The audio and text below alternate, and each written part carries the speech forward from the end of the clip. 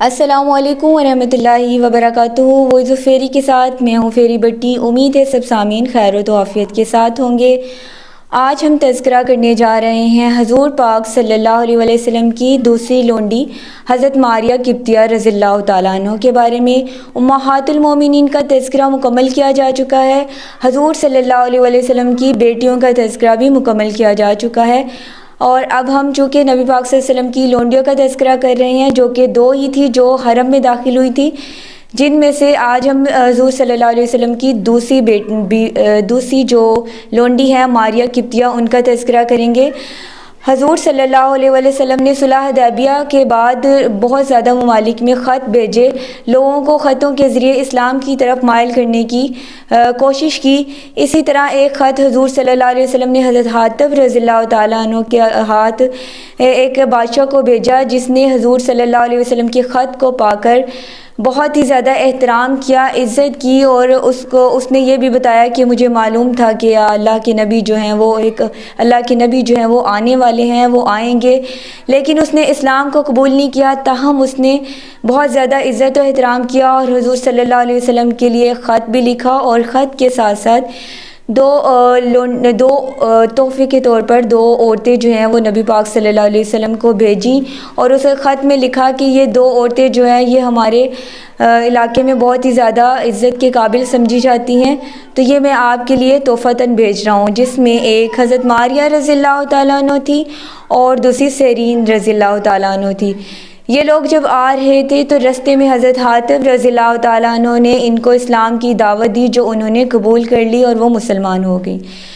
جب وہ مدینہ میں پہنچی تو حضور صلی اللہ علیہ وسلم نے حضرت ماریہ قبطیہ رضی اللہ تعالیٰ عنہ کو اپنے حرم میں داخل کر لیا، اور جو سیرین تھی انہوں نے حسان بن ثابت رضی اللہ تعالیٰ عنہ کو دے دیا۔ حسان بن ثابت اللہ کے نبی کے وہ صحابی ہیں جو شاعر اسلام ہیں، جو حضور صلی اللہ علیہ وسلم کے لیے نعت گوئی کیا کرتے تھے۔ وہ لوگ جو نعت گوئی کرتے ہیں ان سے یہاں پر ایک چھوٹا سا میسیج دینا چاہوں گی کہ نبی پاک صلی اللہ علیہ وسلم میوزک کو پسند نہیں کرتے تھے، اور حضور صلی اللہ علیہ وسلم ایک چھوٹی سی ایک بیل جو گائے کے یا بیل کے جو گلے میں باندھی جاتی ہے، اس کو سن کر کانوں میں انگلیاں دے لی تھی۔ تو یہ کیسے ہو سکتا ہے کہ اتنے میوزک کے ساتھ آپ نعت کو گنگناتے ہیں؟ تو اس طرح سے نعت کی بے حرمتی ہوتی ہے۔ تو حضور صلی اللہ علیہ وسلم کا تذکرہ ہو، صحابہ کرام کا تذکرہ ہو، امہات المومنین کا تذکرہ ہو، تو غلو سے کام نہ لیں، احتیاط سے کام لیں، شرکی الفاظ بولنے سے گریز کریں۔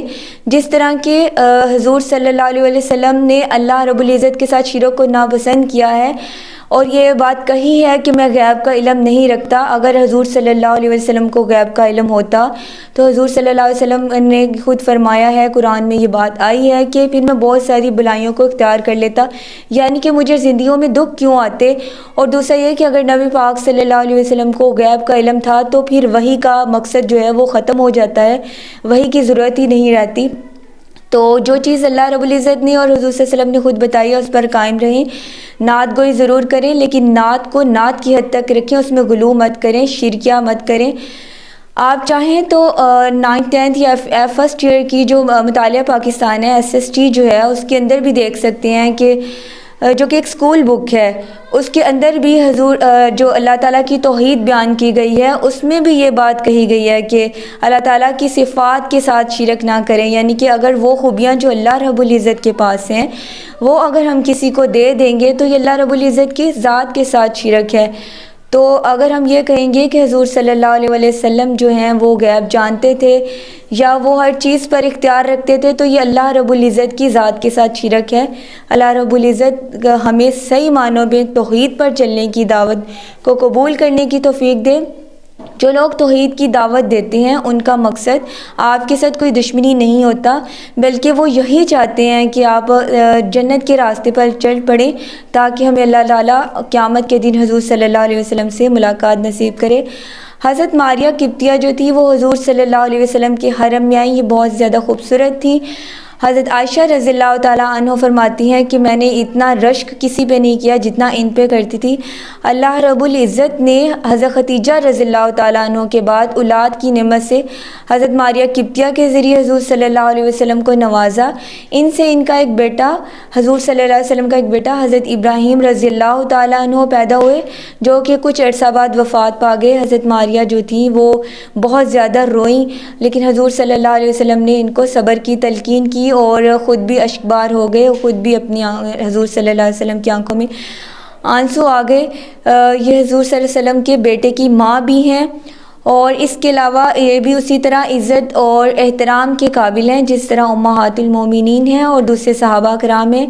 انہوں نے حضور صلی اللہ علیہ وسلم کی وفات کے بعد حضرت عمر فاروق رضی اللہ تعالیٰ عنہ کے دور حکومت میں وفات پائی، اور حضرت عمر فاروق رضی اللہ تعالیٰ عنہ نے سب اہل مدینہ کو اکٹھا کر کے ان کی نماز جنازہ پڑھائی۔ اللہ رب العزت ان سے راضی، وہ اللہ رب العزت سے راضی۔ اللہ تعالیٰ قیامت کے دن ہمیں ان کے ساتھ ملنا نصیب کرے اور دنیا میں ہمیں ان کی طرح باعمل مسلمان بننے کی توفیق دے۔ وآخر دعوانا ان الحمد للہ رب العالمین۔